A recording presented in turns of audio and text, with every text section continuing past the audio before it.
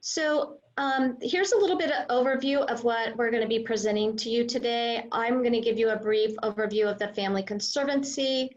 We're going to talk a little bit about the early childhood landscape in Wyandotte County and why Start Young is the solution. You'll get to meet and hear from Morgan, our lead child care subsidy advocate, in more detail. And then you'll also get to hear from Tiffany and her story of what it's been like to be a Start Young child care partner. And then we're going to talk a little bit about our Start Young's momentum and sustainability. So next slide, please. So for over the last 140 years, the Family Conservancy has evolved to meet the ever-changing needs of this community. And I'm just going to pause for a minute. Yes, we've been in this community for 140 years. Today, our commitment is that children grow up in thriving families and healthy communities and experience well-being throughout their lives. We believe that every child can reach their full potential when we invest in them and those that care for them. And we know that the first 5 years of a child's life can determine their emotional resilience, health outcomes, school readiness, and their future career success. And as you see on the screen, there are 3 core areas of focus for our agency. We prepare children for success through programs like our Head Start and Early Head Start Child Care Partnership Program in Wyandotte and Johnson County.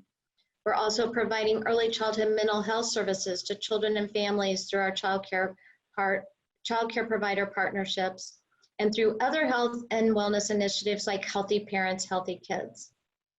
We strengthen early learning programs through various professional development and coaching services, which we provide to both center-based and family child care providers throughout the metropolitan area.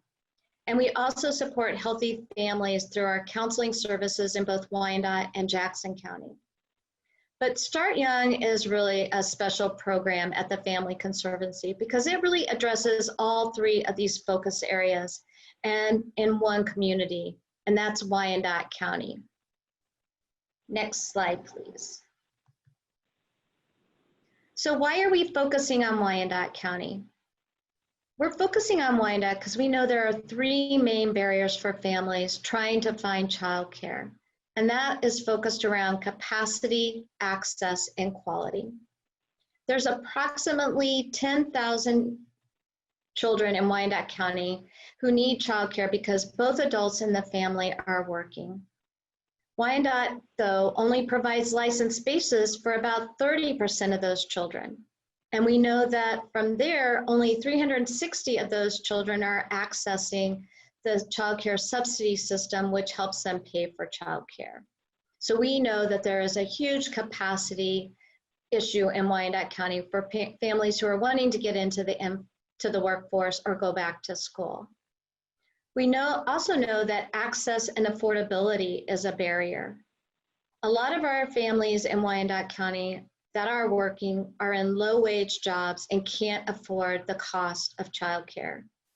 Compared to other children in Kansas, children in this community are also more likely to live in single-parent households, a household experiencing poverty, or a household experiencing unemployment.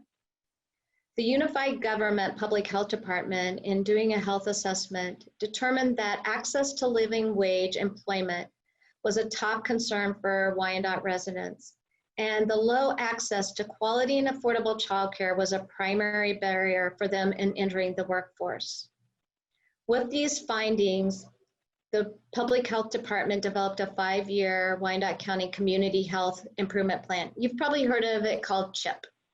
And through this, we have been able to build a very strong partnership.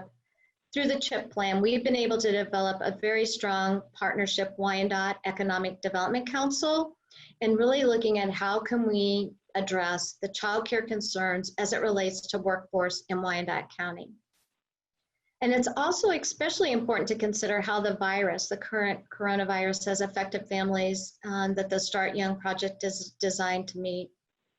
We know that a lot of our lower income single parents are not able to work from home, and so they have the greatest need for childcare.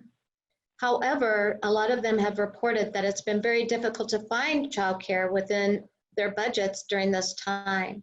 So due to this, lower income and single parents are more than twice as likely to be taking unpaid leave as they are unable to afford childcare.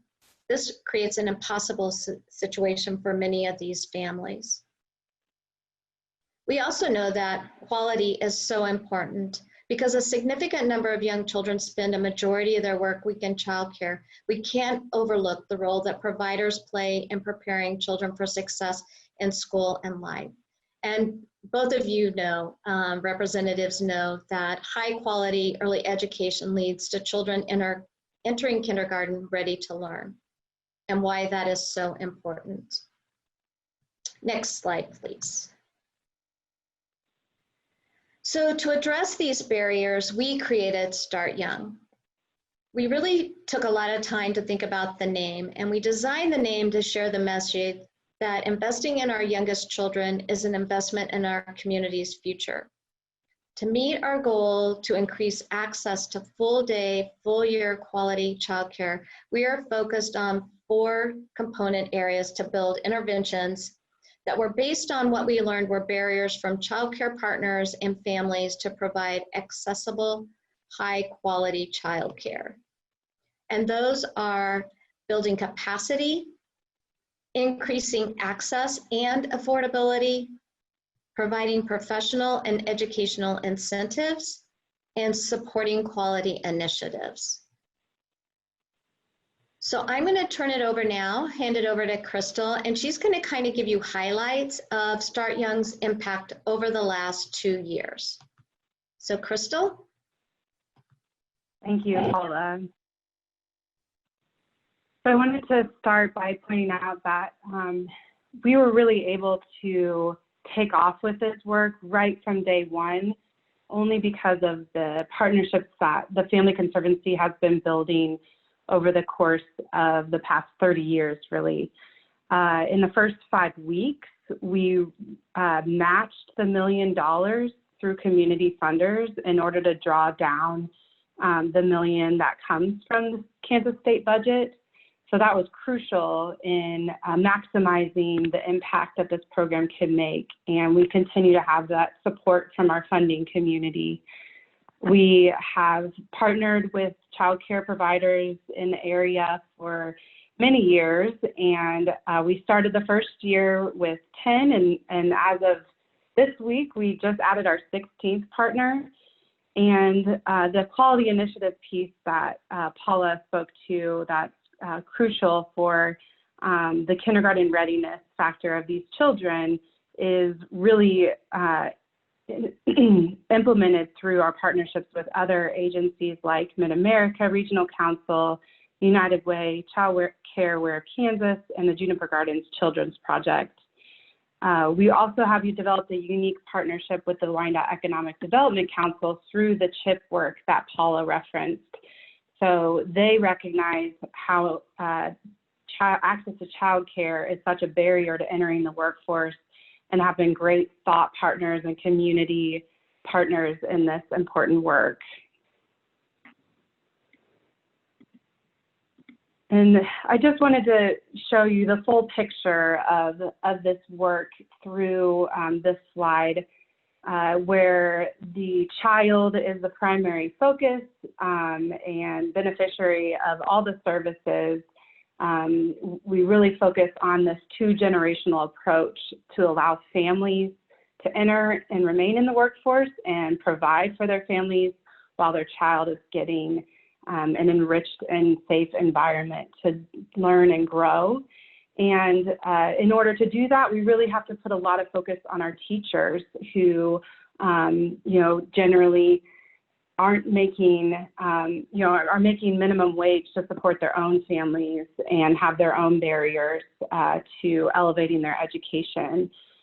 So I'll go through individually and share a little bit about our achievements in these few short years that Start Young has been in existence. And also, if you do have questions, feel free to place those in the chat, and we may be able to address them now, but I also want to make sure we have plenty of time for our stories and our partners to share. So I may go quickly, but it's important that we hear from our partners most of all. So in the first year, we started with 400 children and quickly more than doubled that number through adding new childcare providers that both included centers who existed and also brand new centers helping them reopen.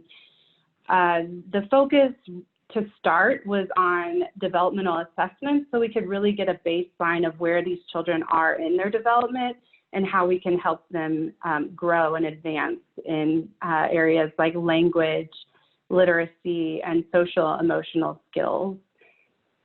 We were able to collect more than 3,000 assessments in that first year, which was just huge because some of our partners weren't familiar with doing these assessments. And so they sent their teachers to full-day trainings in order to administer the assessments and diligently did them at 3 points in time in the year to track that development. The children have also been recipients of our early childhood mental health services, which are really crucial now more than ever with the pandemic that we're in and all the disruptions that all children are facing. So we're excited to expand those services to more classrooms and more children. And the teachers really get that support from individual coaching, from our clinical social workers who really understand those social emotional issues and can address them both at an individual level and at a classroom level.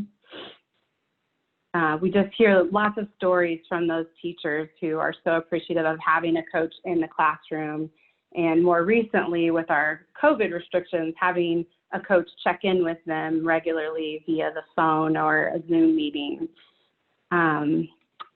Lastly, we have language and literacy programs that have shown great results just even in the first year.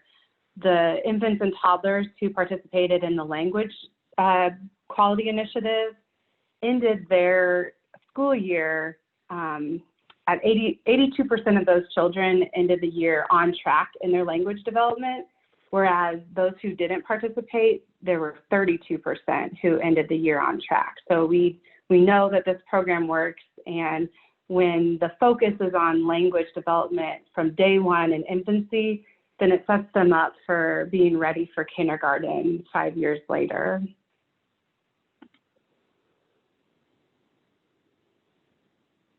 Our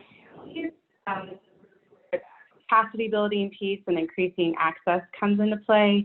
And you'll get to hear from Morgan in a moment to really share about our family services. So I just wanted to briefly talk about how we are well on our way to meeting our goal to increase the number of child care spaces, 300 to 300 new spaces in our first 3 years of Start Young. As of August 2020, so next month, we'll have assisted in opening 264 new child care spaces we've helped open 3 brand new centers, one that was a part of the KCK Community College space, one at the Kansas School for the Blind, and another that's opening next month, as well as expanding spaces in our existing centers so they're able to serve more children.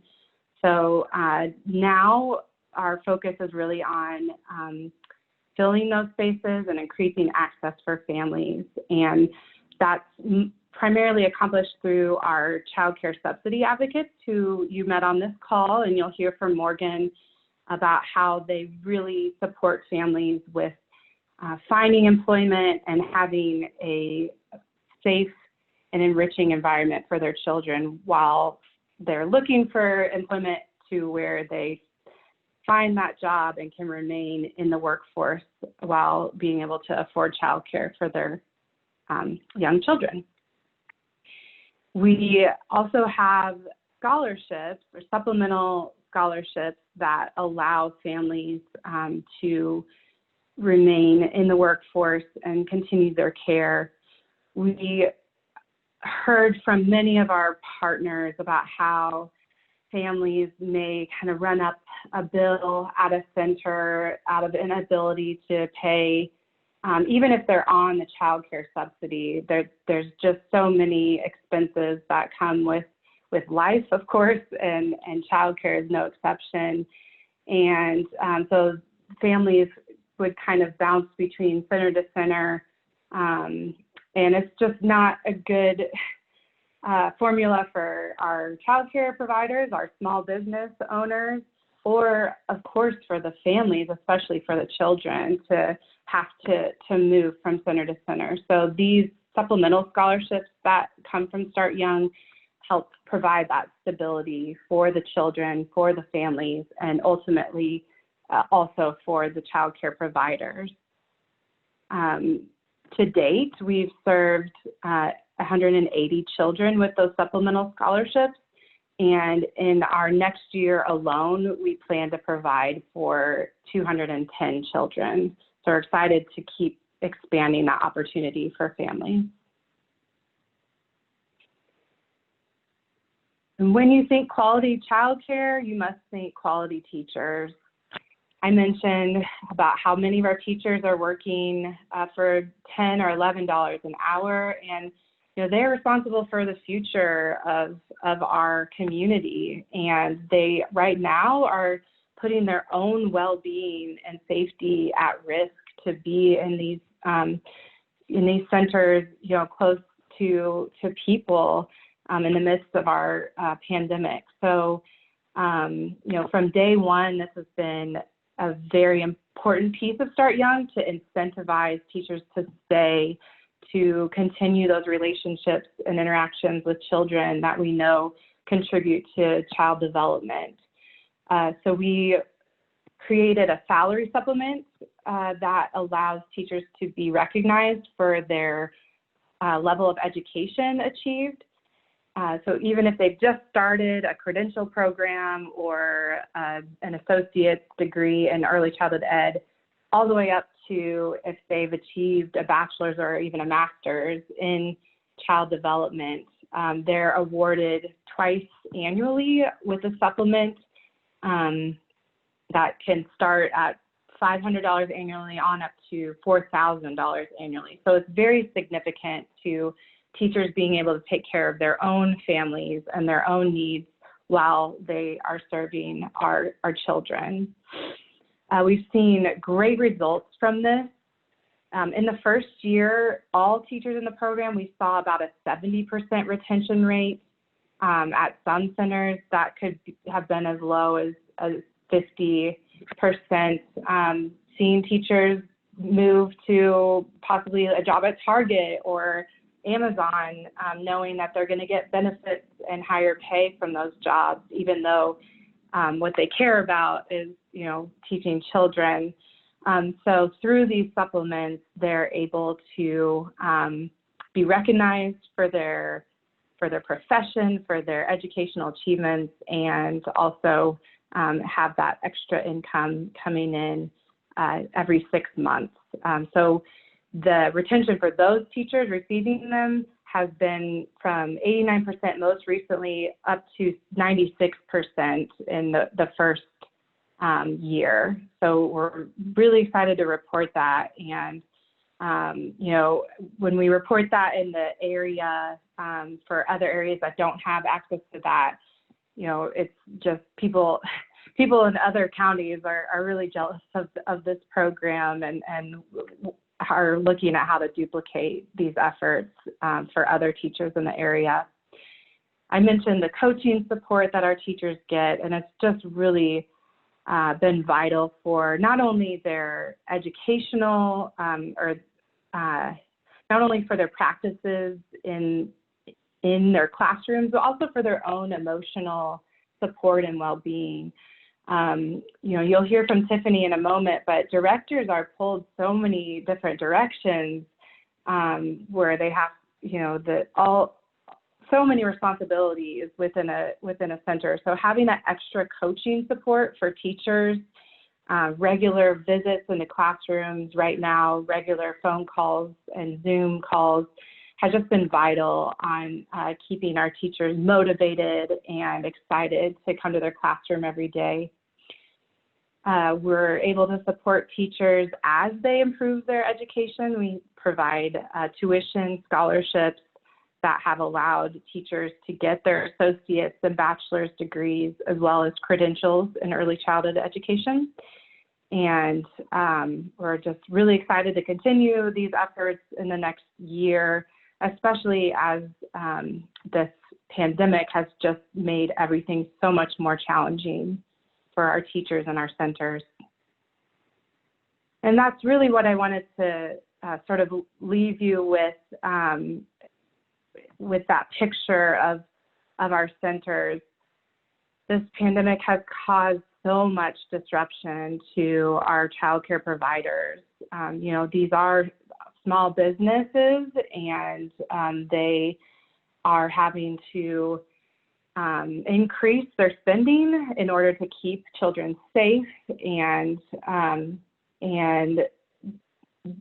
all the while having to keep enrollment down in order to keep those smaller numbers in classrooms. So we saw in March, 8 of our then 14 partners had to close in order to kind of reevaluate how they would provide services safely.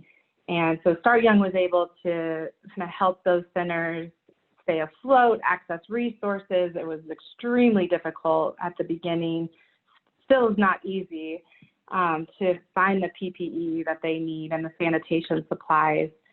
And also point them to those other supports that the state is offering through the Hero Relief Program, the PPP loans, and other community resources. So we've really pulled together as an agency, along with partnering with other agencies in the area, to provide that support for our centers. And Start Young was also able to provide actual support, funding support, to recoup some of those lost tuition fees through those months. So through all that time, we're really excited to say that all but 3 of those programs have reopened and are currently serving children. And the remaining 3 programs have plans to open over the next few months. So that's really relieving for our families to have access to that in the area. But we haven't seen that area-wide. We've seen many centers have to close because the numbers just don't work for them to stay open. And so it's really access to Start Young and other supports like Early Head Start and Head Start that's allowed our partners to remain open and provide care at this time. Just, really want to stress the importance of sustaining this program beyond this grant year ending essentially a year from now, June 30, and how crucial it is now more than ever to make childcare accessible to families in Wyandotte County. So I'd like to introduce you to our amazing lead. Yeah. Can I just stop you for 1 minute? So Representative Wynn was asking, do we know how they've used that $100K for COVID funds? Yeah, primarily it was, paying bills as usual. So payroll was a huge piece because what happened was, some parents pulled their children completely out of care, and so they don't have those tuition dollars. And there's other limitations to the capacity that they can have open, but they still, you have to have more teachers now as well. So the bills are increasing and the tuition is decreasing. So paying rent, paying payroll. One center used it as an opportunity to provide bonus pay to the teachers who were teaching like really in that really difficult time, like March and April, that a lot of centers were closed and there were so many unknowns. So that was a nice opportunity because they had to reduce their hours in order to keep more teachers employed at the time. So the teachers just took a great hit, even if they were able to retain their employment. So, thank you. Okay, so now you'll hear from Morgan Butler, our lead child care subsidy advocate, and who's been with the program since the beginning and helped develop our vital services to our families. Hello. I just want to apologize ahead of time in case I have some little ones making noise in the background. But yes, like Crystal said, I've been here since the beginning, so I can attest to a lot of the things that she said. But let me just get into the information that I have for you. So as child care subsidy advocates, Tiara and myself have the opportunity to work with families in Wyandotte that are looking for childcare, but also looking for assistance with childcare costs. Our main goal is to give families increased access to care. In efforts to do so, we're able to assist these families with applying for the state subsidy through DCF, the Division of Children and Families. Why is this necessary? Some might ask, why do families need help with getting this subsidy? Having an advocate like myself or Tiara, it helps eliminate tons of barriers that we see that come with applying for the state assistance. Families are looking for care, and they're looking for care so that they can go to work. They cannot receive care without being able to pay for it. And a lot of times these families miss work so that they can apply for this assistance, or they miss work so that they can take care of their children. Even though these families turn in the applications, sometimes they're missing the key pieces that are necessary to be granted these funds. However, Tiara and I are able to streamline that process, and we kind of have a list of the things that are necessary so that we can go through all of the ins and outs before those applications are turned in, so that they can get turnaround quickly and more efficiently. We can reduce the turnaround time overall and ultimately keep these families in the workforce. Aside from the state subsidy, Start Young also provides gap funding that Crystal was talking about, those supplemental scholarships. Start Young has 4 different types of gap funding that can provide tuition assistance. Those types are safety net, subsidy waiting period, supplemental, and scholarship funding. Safety net is for families that are experiencing some type of financial hardship that can prevent them with getting access to care or being able to pay for care. So things like losing a job or possibly losing a spouse, experiencing homelessness, and things like that. That's what the safety net is for. And then we have subsidy waiting period. So ultimately, when families lose their job, they get safety net, they can move on then to subsidy waiting period by applying for that subsidy while waiting for an approval from DCF. Subsidy waiting period can pay partial or full amount of the tuition to keep their children in care so that they can stay at work. Supplemental is for families that are already receiving that fund from DCF. They just don't have enough to cover the full cost. So they will be getting those funds from DCF, but also getting a small amount from Start Young so that the tuition for their children can be paid in full and they don't have to worry about their children not being in care. We know that the cost of care sometimes it's comparable to college at a 4-year university. So being able to receive funds from DCF and then also on top of that, the funds from Start Young, it's like a weight off of their shoulders. Lastly, we have scholarship gap funding, and this type is for families who happen to be considered over income for the DCF state funds. There are families that still struggle with paying things out of pocket. So we have 2 different tiers based on the level of income that they receive in their household population. That goes anywhere from 185% to 250% of the poverty line for families, so that we can access more families and to be able to help more than just the families that are able to get DCF, because we know those funds are limited, but we also want to be able to reach as many Wyandotte families as we can. So between June 2018 and June 2019, the Family Conservancy helped 84 families access these child care subsidies. Families were able to access gap funding and avoid processing delays, and also get their care for their children when it was necessary so that they could go to work. 180 families received supplemental scholarships that enabled access to child care. And that within itself was something to be proud of. As the lead child care subsidy advocate, I've been able to watch the growth of Start Young since the beginning. So I've created efforts to help streamline the subsidy process, and I've also been able to create and execute the gap funding process. Throughout this journey, I've had so many families that could not afford care, given the potential to be able to go back into the workforce because of the funds that Start Young was able to provide for them. I've also been able to help families in many other ways. One of the stories that I always talk about that sticks to my heart is the family that it was a mom and she had 3 children, and she was able to fill out her subsidy application with me and get everything turned in and not worry about it. So she was able to spend her off day getting things ready for her children for Christmas, because this was throughout Christmas break. And the only day that she had off, she thought that she would have to spend getting those things done for DCF. But instead, she had an advocate that was able to streamline everything for her, and she was extremely grateful.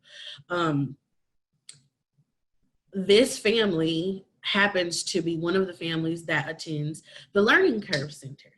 And the Learning Curve Center is the center who Ms. Tiffany Harper is the director over. I would like to introduce you to their director, and who's been in child care for as long as she can remember. She often tells me that she grew up in child care and she wouldn't have it any other way. Throughout this past grant year, I've been able to connect with over 25 families at her center alone. Even throughout the COVID-19 pandemic, the number of children that I've been able to help at the Learning Curve Center continues to grow.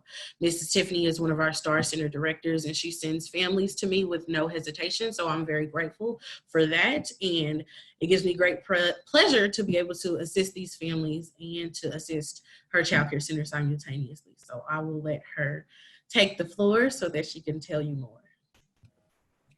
Well, thank you, Morgan. I want to say that most of the shout outs here need to go back to the people who have gone above and beyond for our school, and that's to Morgan specifically as our advocate, and then Crystal as her lead in this group and on this team. There has been lots of moments that I could go back to where they have simultaneously helped us acquire what we needed to just fill the gaps.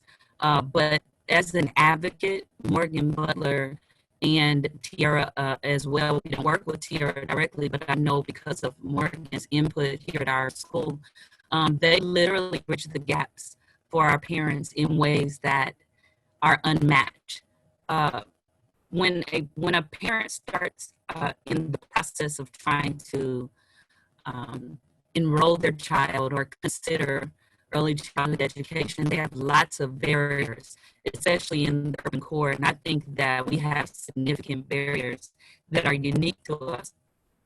I won't get into all of those, but just understand that most of the parents, when they come here, they need help on so many levels. And usually they don't know where to start. And often they've already gone to DCF and they've spent days, a full day there, when it's compromising their ability to go to work at a job where they're being paid very little to be at every day. And so at any point when they have to compromise not being there because there's no PTO and any other incentives allowed for them to take that time off that any parent would need in order to be able to follow through with this process, they don't have that. So when you talk about having an advocate that can streamline that process, when Morgan mentioned that, she's talking about a parent coming into the school who's able to literally, sorry, my husband was leaving, literally come to the program and set up an appointment, which they rarely get to do at DCF. And then appointments they are moving targets at DCF all the time. So when they set up an appointment here, they come and they talk to the advocate, they sit down and they get all their questions answered in an intimate way that the overworked DCF workers cannot do on a regular basis. That's just not what they're able to do. They follow the steps, they have a list of checks that they have to check off, and then that's pretty much it. But when a parent misses one item in that process with the DCF worker, they are immediately put back into the loop of things to repeat this process potentially a month later, which then leaves their children wherever and, at risk. So when we partnered with Start Young, it was life-changing. It caused things in our program to accelerate different than they were.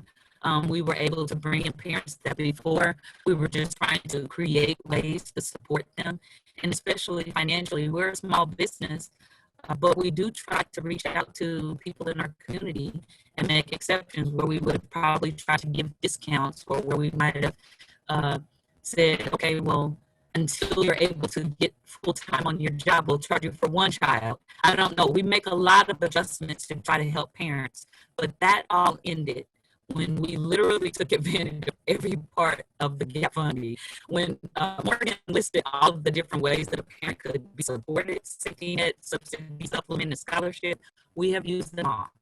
And we're proud to say that we are able to offer that. Of course, when a parent comes to me, like one of the parents I can think of, and she says, I went to DCF and I tried to renew my child care subsidies, they told me I was $5 over the limit. Okay? When they're $5 over the cutoff, it does not matter how many dollars it's by, it just matters they can't be approved. And that parent has income, and of course she has every bill like we all do. And it's different when you're a single parent with 2 children. And so again, some of these things are unique to the urban core, but nonetheless, they're not any less important. So when we realized that Start Young had so many different components, and I want to talk about this pre-COVID-19 and then post-COVID-19 impacts.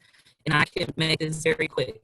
The first part of this, when we first started taking advantage of the partnership with Start Young and all of the support systems that they had in place, one of the things that stood out for me the most, which it hit one of our staff members like a ton of bricks, that she was able to go back to school at no cost to her. And she had been putting this off for over 12 years. She's been in child care for 26 years, and she had put it off because she couldn't afford it. And literally, not only was she able to go back and be supported, they were willing to help her get through the process of re-enrolling. They talked and supported her through that part. They also talked to her about just all the different potential obstacles that she might have. And then they offered the other staff members that were going through the CPA training a laptop to complete the process. All of this to someone is not much, but when you're talking about teachers and parents and children who don't often get resources like this often offered to them so easily, it's been incredibly impactful and unmatched for all the years that I've been in child care. When Morgan said I've been in child care all my life, my parents ran panorama schools for 46 years. And so by the time I was old enough to work, before I went to college, I was enrolled here. And then I was actually an employee. So I know all the struggles from both sides. And then it's really incredible when I can say that our parents know our advocates, they know Crystal, they know all these people by first name because they've been offered gift certificates, gift cards. I mean, they know these people. This is not a detached program where they're wondering what their options are. Everything's listed in our foyer area.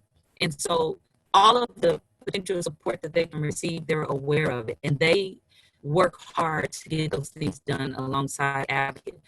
Post-COVID Impact was one of the most incredible times that we can remember recently with being Start Young partners.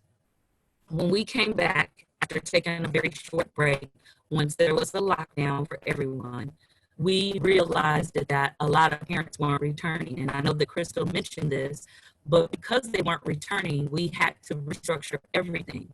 Our bills did not lower, nor did they change, nor did they slow down. What happened is there were people willing to work with us, but we still needed the income. But we did not have that because a lot of our parents were, of course, uncomfortable with transitioning their children back to the program, since a few have returned, but not many. When we first had the lockdown, we weren't here. We regrouped. We took a couple of weeks to figure out what our plan would be. Once we came back with the plan, we had an isolated area, and that isolated area needed supplies. So some of the monies went, of course, what Crystal said before, it went to helping us supplement these salaries. And then it also helped us get the supplies we needed. We bought gloves, we bought masks, and we bought an influx of the hand sanitizer because, you know, of course, when the children see it out there, it's like water to them. So mostly we had everything that we needed, and a lot of that was covered by the funds that were given to us to bridge those gaps through Family Conservancy and Start Young. So, but the other thing that I'd like to identify is that when the COVID-19 lockdown came on, we didn't know how it would pan out for us. They immediately jumped in. It was not a long gap. They helped us supplement the gap funding applicants that we previously had, and they were able to supply us with resources, financial resources. Even, you know, though some of those parents were part-time or moving around and uncertain, they were able to do that for us because they had the funding. And that is really what got us through the March and April window.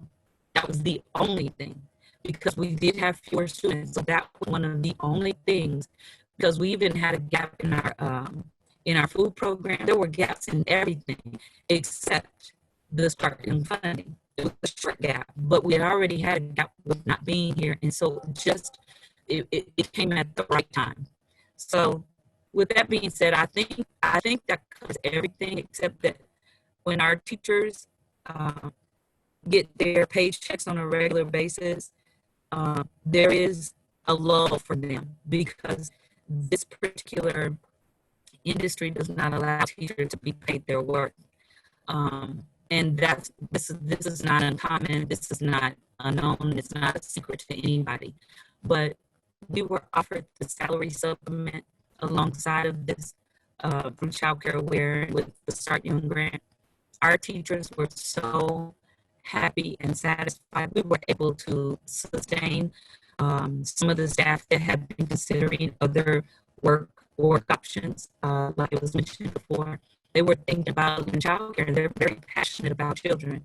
And what you cannot cultivate because it needs to be organic, is the passion to work with children and provide quality care. When a person has to choose between that and staying alive or paying their bills at home, it is heartbreaking. And that's what's been happening, is that a lot of people have had to make that choice. These salary supplements, though they are minimal, which I hope that it grows out at some point, but even though they're minimal, they still help these people that we employ and the staff that trust us to come to their aid. They see that we're trying to do things like partnerships with Start Young, other community advocates, to say, we care. And so that's really everything that I could say about this, but that I truly trust this program. And I am so grateful for its impacts within the last couple of years that we've participated. And I just really trust that it is the best partnership that we've had, and one that I hope to continue in the very near future. And I have to say, because we're talking about education, one of my instructors is on this. You all know her as the representative, but I know her as my instructor, Ms. Valdina Wynn. I used to call her by her first name, but then I would get corrected very swiftly. Yeah, there's that thumb down. So I'm just gonna call her Miss Wynn and stay respectful. So Thank you. that's all I have. Thank you so much, Tiffany. I so appreciate you giving us some of your time to share your story, and Morgan for really bringing to life the important work that you're doing. I hope that both of you as representatives heard that throughout this presentation that we've really made some great progress in a very short amount of time. This project started in July 1 of 2018. And I know Representative Wynn, I think you know this because of your work on the Children's Cabinet, but Representative Burrows, I'm not sure if you know, this project was created with funding from the state. Right before Governor Brownback left office, he put $1 million into his budget for Wyandotte County for a pilot, a 3-year pilot. So it was $1 million a year for 3 years. And part of the pilot was that whoever received this money in Wyandotte County would also need to come up with a one-to-one match. So they would need to come up with a $1 million match. And so the Family Conservancy took a lead in bringing our community together and figuring out what were the needs. And that's how we came about with Start Young. And that started in July 1 of 2018. We are now, July 1, starting our 3rd year of that 3-year pilot. But we feel like we're only getting started, that we have only begun to scratch the surface and meeting the needs in Wyandotte County. And so what we want to do is to figure out a way that we can sustain this program on 2022 and beyond. We have plans to really increase capacity. Looking at family childcare. Right now, we've currently been working with center-based childcare providers, but we know a lot of families need odd-hour care, and a lot of times family childcare is the best option and gives them the most flexibility. We also want to continue to build on the partnerships that we've created. I think that for families in Wyandotte County are just starting to understand the support that we can provide, and they're just starting to trust us. And so we want to keep that momentum and be able to ensure that they're getting the support they need, that their children are getting the continuity of care that they need, and so that their families can be in the workforce or in school. And we want to continue to build on the progress that we're making. So if you go to the next slide, please. So since Governor Brownback put this in the budget, this is a line item in the governor's budget. And you'll see it in the budget under what's called CADE, Communities Aligned in Early Development and Education. And so we're hoping that we can ask for your support in encouraging the governor to continue to have that $1 million and that CADE line item targeted for Wyandotte County. We know that even now more than ever, while we've had to pivot from building capacity to maintaining capacity in Wyandotte County, this is needed more than ever. And I think Tiffany was able to highlight for you, these are small businesses in our community. And if this COVID virus has brought any attention, it is a positive thing. It's been that I think communities are starting to understand that childcare is essential to our economy and to supporting our workforce, because if families don't have access to childcare, they're not going to be able to go back to work, and our economy is not going to be able to reopen. And so we're hopeful that the governor and that you will see the value of this program. And by continuing this program, we're going to be able to continue to bring $2 million into this community to really support families and their young children and helping change the trajectory for our county. So I'm going to stop there and see if you have any questions.